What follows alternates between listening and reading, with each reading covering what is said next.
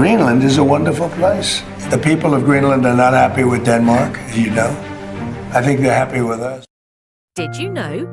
At the very edge of the world, there lies a massive island bigger than Mexico, covered in ice, home to just a handful of people, yet hiding resources so valuable that it could reshape the future of global power. Its location? It controls access to the Arctic's new shipping routes. It's been called the key to the North Pole. For decades, the world's superpowers have been eyeing it. In 1946, the United States offered $100 million to buy it. In 2019, US President Donald Trump openly suggested either we buy it or we take it. So, what is it about this frozen land that makes it so irresistible? Why does it keep appearing in the ambitions of empires? Today, let's uncover the incredible story of a land frozen in ice and heated by the fires of global ambition. Welcome to my channel.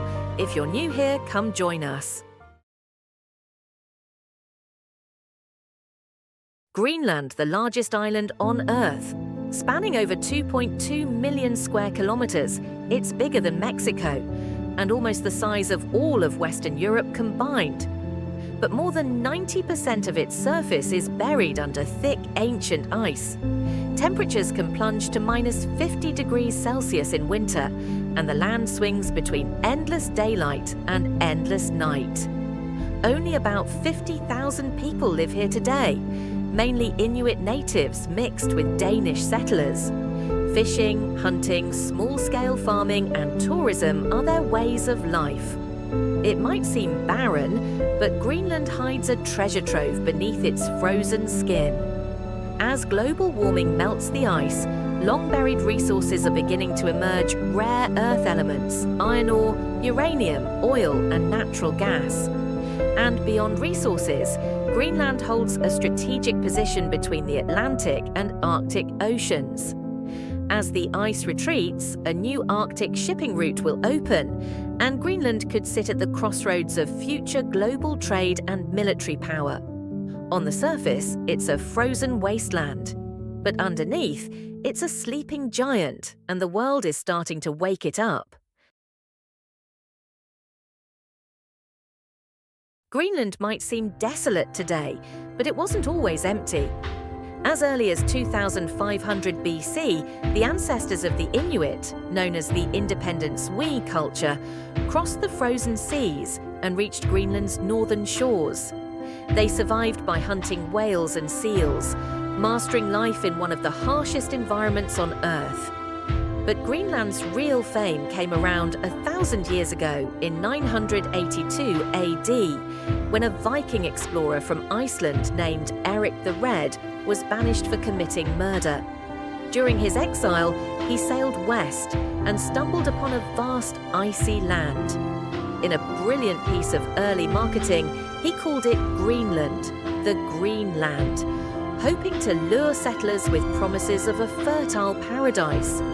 Under Eric's leadership, hundreds of Norse colonists crossed the sea. They established the Eastern Settlement and Western Settlement along Greenland's southwestern coast, raising cattle, growing crops, and building some of the earliest stone churches in the New World, bringing Christianity to the edge of the Arctic. For centuries, the Norse in Greenland thrived, blending Viking resilience with Arctic survival. But eventually, their civilization faded. Starting in the 14th century, as the world entered a period known as the Little Ice Age, temperatures plummeted, crops failed, trade routes collapsed, and famine, disease, and conflict took their toll. By the late 1400s, the Norse settlements in Greenland had vanished, leaving behind only ruins, silent witnesses to a bold experiment at the end of the earth. Today, the remains of Viking farms and churches still lie scattered across Greenland, whispering the story of a people who once dared to carve out a life in the frozen frontier. After the Vikings disappeared, Greenland slipped into centuries of isolation, but it was never completely forgotten. In the late Middle Ages, Greenland was still nominally considered part of the Kingdom of Norway. Then, in 1380, through a royal marriage, Denmark and Norway entered into the Kalmar Union, and Denmark's king effectively ruled over Norway and its overseas territories, including distant Greenland. Even though Greenland's contact with Europe faded, it remained on the royal books, still claimed under Danish-Norwegian authority. Fast forward to 1814. After Denmark's defeat in the Napoleonic Wars, the Treaty of Kiel forced Denmark to cede Norway to Sweden. However, Greenland, along with Iceland and the Faroe Islands, remained under Danish control. From that moment, Greenland became a direct colony of the Kingdom of Denmark, a status that still echoes today. In the early 18th century, as European powers raced to colonize the globe, Denmark sought to reinforce its claim over Greenland. In 1721, Danish King Frederick IV commissioned a Norwegian missionary, Hans Egede, to lead an expedition back to Greenland, under the pretext of re-establishing ties with lost Norse settlers. What Egede found, however, was not Viking descendants, but Inuit communities who had adapted perfectly to the Arctic environment. Egede launched missionary work, founded European-style settlements, and in doing so, laid the foundations for modern Danish governance over Greenland. For centuries, Greenland remained Denmark's most remote and neglected territory, isolated, impoverished, and struggling to survive. It wasn't until the 20th century that things began to change. In 1953, as decolonization movements swept across the world, Denmark officially incorporated Greenland as an integral part of the kingdom. Greenlanders became full Danish citizens. In 1979, after a public referendum, Greenland gained home rule, taking control over most domestic affairs. In 2009, the Self-Government Act granted even greater powers, allowing Greenland to manage its own resources and even enter into certain international agreements independently. Theoretically, Greenland could now move toward full independence through a future referendum. But there's a catch. Greenland's economy heavily depends on Danish subsidies, about $600 million a year. And without a robust economy of its own, independence remains a risky dream. Today, Greenland stands at a pivotal crossroads, both more autonomous than ever and more exposed to global ambitions than ever before. Greenland, this frozen frontier, has long been the object of America's strategic desires. In 1946, after World War II, the United States emerged as the world's dominant superpower. As Cold War tensions mounted, American leaders realized controlling Greenland meant controlling the Arctic, securing an early warning shield against Soviet bombers and missiles. That same year, President Harry S. Truman made an extraordinary offer: $100 million to buy Greenland outright. Denmark refused. Undeterred, the US established a critical foothold: the Thule Air Base in northern Greenland, a key installation that remains strategically vital even today. Fast forward to 2019. Then, President Donald Trump stunned the world by once again expressing interest in purchasing Greenland. He even quipped that buying Greenland would be like a real estate deal of the century. Denmark's Prime Minister called the idea absurd, and Greenland's government firmly replied, "Greenland is not for sale." The media frenzy faded, but America's ambitions didn't. Then came 2024. Donald Trump won re-election, returning triumphantly to the White House. And this time, Greenland wasn't just a passing remark. It became part of his broader national strategy. Throughout his campaign and early in his second term, Trump repeatedly emphasized, Greenland is vital to US national security. It must be brought under American protection. In 2025, history was made.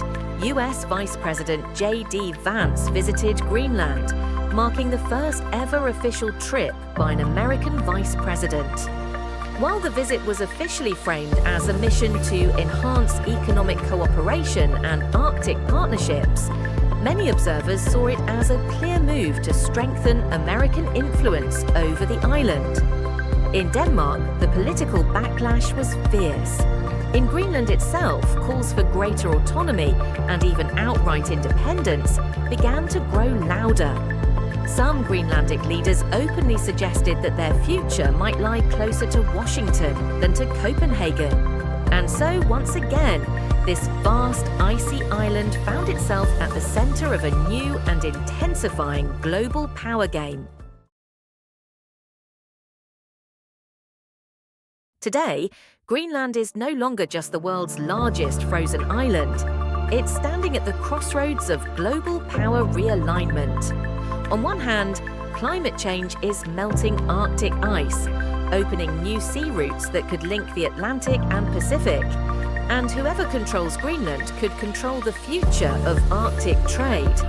On the other hand, as glaciers retreat, Greenland's buried treasures, rare earth elements, oil, gas, and minerals are being revealed. In an era of energy transitions and resource rivalries, Greenland's value has skyrocketed. The United States is ramping up its efforts, not only voicing support for protecting Greenland, but also expanding trade ties, investing in infrastructure, and increasing diplomatic presence. Meanwhile, China and the European Union are also maneuvering, offering investments, scientific cooperation, and diplomatic overtures. Denmark, though still holding formal sovereignty over Greenland, is finding it harder to control the island's future trajectory. And within Greenland itself, public opinion is shifting. A growing generation is calling for change, for breaking away from historical dependencies, for forging a path toward full independence. But independence comes with real risks, losing Denmark $600 million in annual subsidies and needing to rapidly develop a self-sustaining economy. Should Greenland embrace foreign investments or fiercely guard its autonomy? Should it remain under Danish protection or boldly step onto the world stage as a new nation?